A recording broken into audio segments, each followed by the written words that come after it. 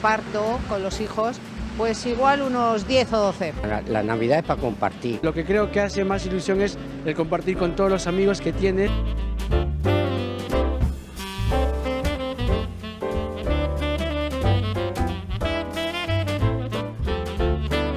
Froga zehatz bat eukitea, eta nola lortu aldugu hau? Oso erraz, bizun bat, transferentzia bat, WhatsApp bidezko mezu bat, edo baita ere dezimoaren argazki bat gure portzentaiarekin.